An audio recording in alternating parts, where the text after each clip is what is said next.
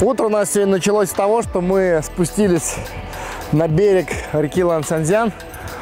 Честно сказать, сверху она оказалась не такой мощной. Сегодня еще немножко поднялся уровень воды, потому что там такую то ли плотину, то ли что-то типа гидроэлектростанции есть. По-видимому, она регулирует немного еще поток. Вот. И река безумная скорость, на самом деле, имеет. Очень бурная и огромная. То есть это крупнейший водораздел Юнани. На самом деле, очень сложно представить, как в древности чайные караваны здесь устраивали переправу. Вот. Но, видимо, это только какой-то определенный сезон. Потому что вот я сейчас стою, на самом деле высота реки где-то, наверное, еще вот на дом от того места, где я стою, может быть. То есть вот видно даже на том берегу, да, вот везде, где нет растительности, да, вот это все, или какая-то малая растительность. Вот до такой высоты эта река на максимальном уровне может подняться. Здесь, кстати, осенью были очень мощные дожди такие, ну, ливневые, которые сели, значит, сходили в реку.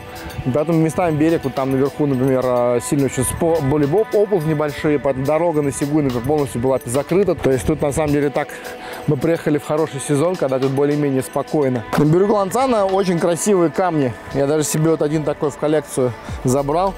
Специально решил о нем рассказать, чтобы потом не забыть, откуда же я его привез. Вчера хотели, значит, искупаться. Такие идем, такие сверху, жара. Особенно спустились наверху в Бандоне, там где-то около 1700, а здесь 1000 с небольшим всего лишь.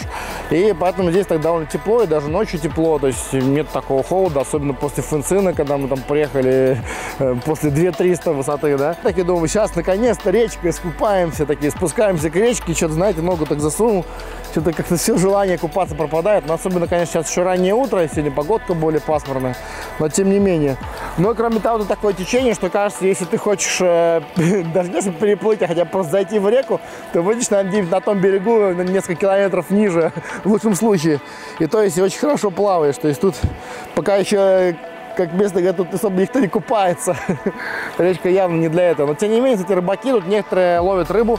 Видимо, там их довольно мощные такие моторные лодки. Одна из них вот здесь вот рядом на берегу валяется, видимо, пришвартованная. И, кстати, еще по тому, где она пришвартована, видно, насколько же сильно поднимается уровень воды.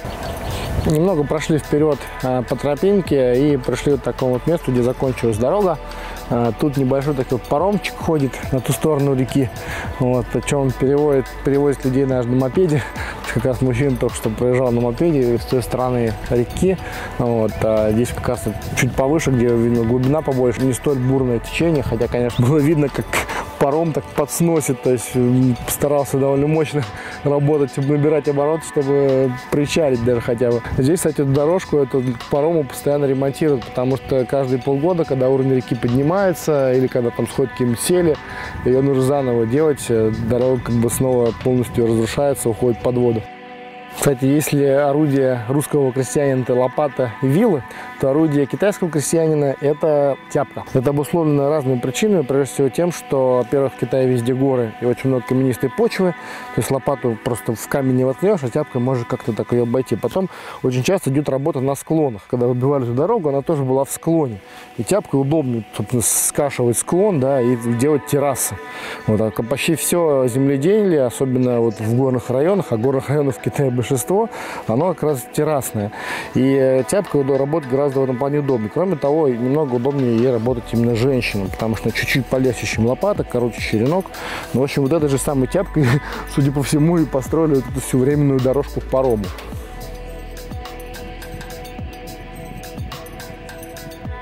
Фермер рассказывал, какой был паром этот раньше. Он был немного выше по течению, буквально вот не могла справиться с таким течением, особенно когда река была выше.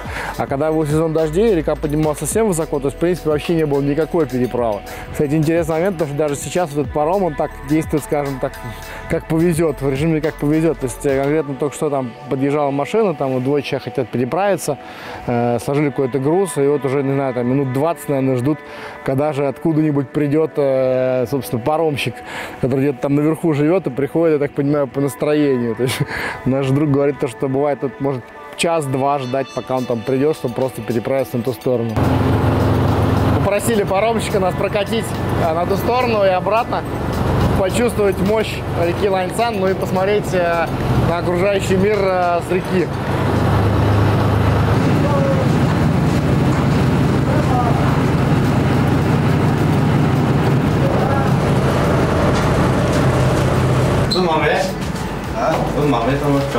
Переправились на другой берег. Казалось, довольно быстро. У нас, конечно, мощная такая лодочка, причем, кстати, так движется немножко бочком, для того, чтобы течение не сносило, держаться по течению. Вот отсюда, кстати, вот сейчас немножко пройдемся выше, я думаю, откроется вид на Сигуй. В принципе, и так видно Сигуй, по крайней мере, вот именно нижний Сигуй. Почти везде чайные заводы, везде эти большие такие навесы, прозрачная крыша. Это как раз место для шайгана. В общем, по ним очень легко определить чайный завод издалека.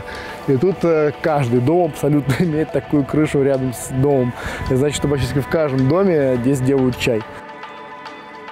Кстати, на этой стороне реки еще лучше видно, насколько же сейчас она находится на низком уровне.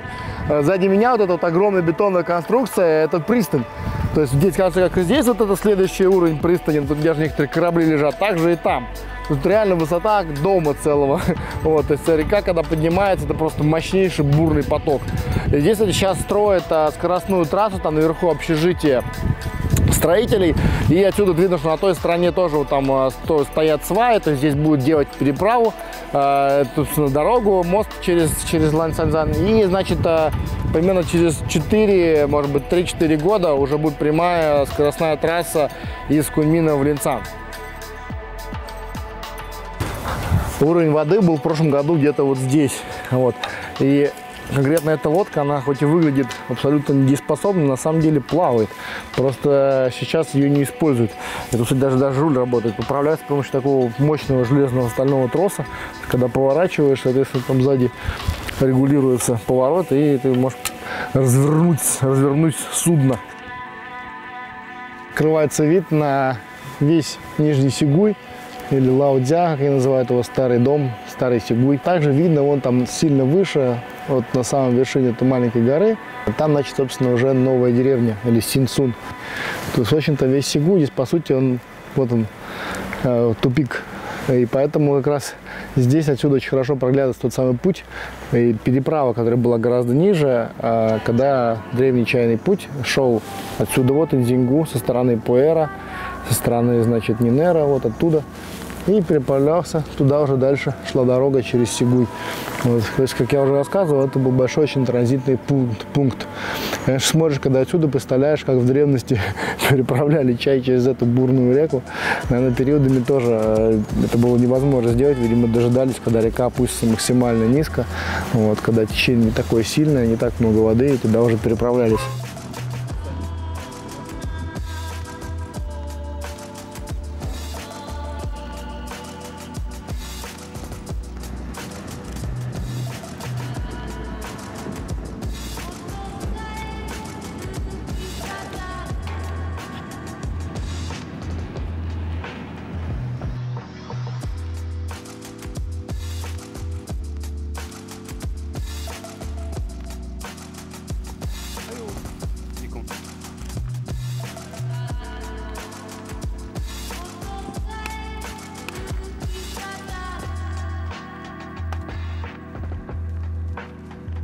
Вот так вот в склонах строят все в Китае. То есть у них абсолютно нормальная работа. Раскопать гору, потом, значит, сделать фундамент, ровную площадку, и там уже дальше что-либо строить.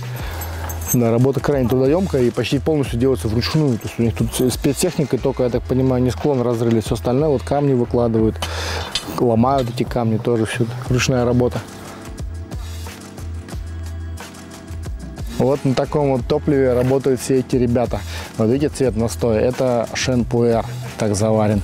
Вот, то есть и объем бутылочки тоже. Если вот обычные бутылочки вот такие маленькие, да, там, то тут у трудяк бутылки литровые как минимум, а то и 1,5-литровые рядом со мной стоит. И вот весь день, заправившись чаечком, мало того, что они строят стену из камня, они еще укладывают ее из абсолютно разного размера и формы камней и такую аккуратную мозаику.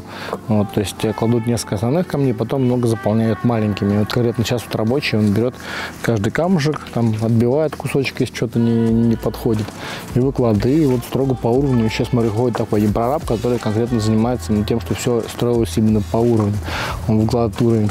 То есть каждый занят чем-то своим.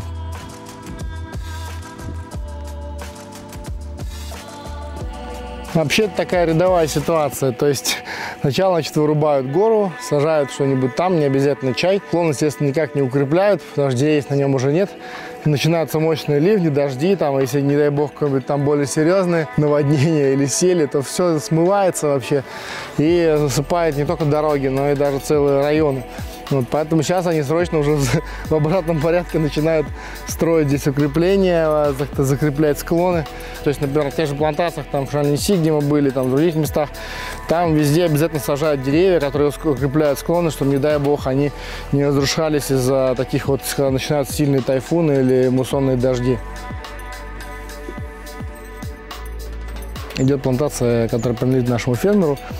И тут, как это часто бывает на чайных плантациях, хотя слово плантация не очень подходит, все-таки сад скорее чайных деревьев, вот хоть еще пока довольно молодых. Здесь такое вот место для отдыха. Сидит, значит, детенок и ждет маму. И вот такой подхожу, он что-то там жует, протягивает мне банку, значит, целую, ну типа угощайся.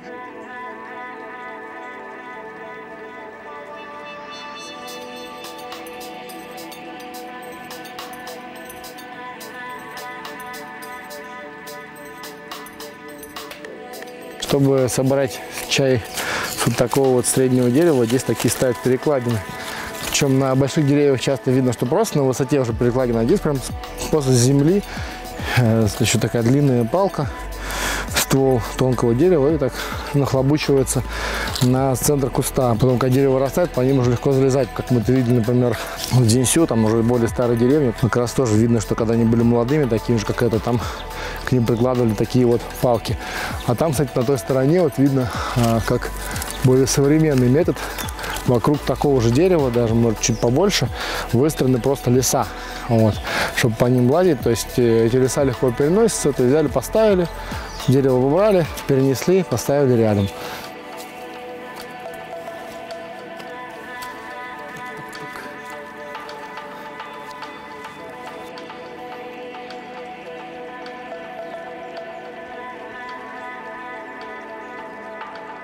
Вот тут только что собирала чай женщина, и собирала она его не очень правильно, скажем так. То есть она, мало того, что они обдирают совсем молодые кусты, с них, конечно, уже можно собирать, но все-таки считают, что постарше желательно использовать деревья для сбора. Но это еще не самое страшное. Самое страшное, что она буквально собирает еще все побеги молодые, вне зависимости от того, там отдельно это листик вылез, там, или все, что было свежезеленое, все практически собрано. Немножко там оставила совсем уже крупный лист. Не очень аккуратно, и поэтому сырье получается такое разнородное. Местами какие-то просто отдельные листья, то есть флеш не очень правильный.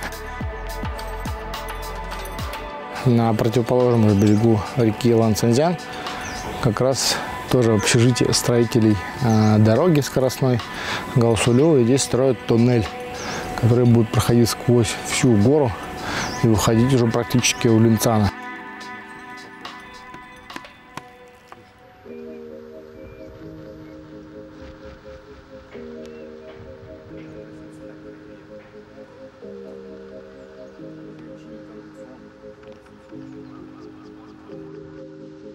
Наконец-то встретили что-то похожее на чайное дерево. Вот здесь все-таки собирает тетушка, значит, чаечек. Вот здесь она поаккуратнее собирает, кстати, вот прям видно, насколько каждый человек проявляет свое мастерство по-разному. Здесь она собирает только молодые почки. Вот, то есть молодой флеш, почка, два листочка, да, ага, я вот прям смотрю, как она собирает. Не все подряд.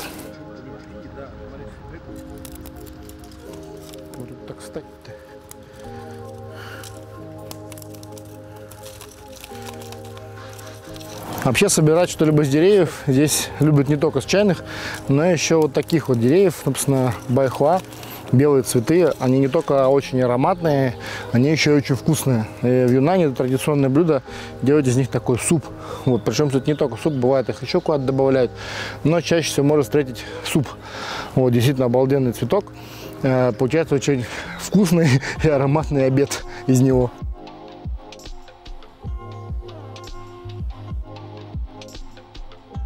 Площади посадок в Сигуе все расширяется. То есть видно, что дело идет хорошо в известной деревне. Вот. Но, тем не менее, конечно, Старые деревья тут тоже есть, но их немного. Как я уже говорил, сейчас мы прошли реально все почти плантации, просто по периметру основные посадки. Вот. Самые взрослые деревья примерно вот такого вот размера. Вот, есть парочка, троечка постарше немного, но вот оно выглядит вот так. Вот, поэтому недаром тут рядом на Бандуне говорят, ну, типа, у нас деревья еще более старые, чем в самом Сигуе. Я уже поел довольно много чайных почек на разных чайных горах. Могу сказать, что здесь они все-таки не такие сладкие, но деревья красивые. Тут, кстати, заметил впервые на чайных деревьях вот такие вот штучки от опасных насекомых. Видимо, потому что здесь пониже, насекомых побольше. Вот обычно такие я встречаю на плантациях. Реально такое большое количество садов на низкой высоте, много вредителей, надо как-то с ними бороться. Вот, а здесь их прямо с деревьев вешают, чтобы листики не кушали. Ну, а еще мы с собой взяли такую замечательную деревяшку, которая, видимо, была для кого-то доской для нарезания чего-то когда-то. Вот. Решили ее тоже нарезать, подрезать, вернее, да и повесить у себя на покровке, например, или еще где-нибудь.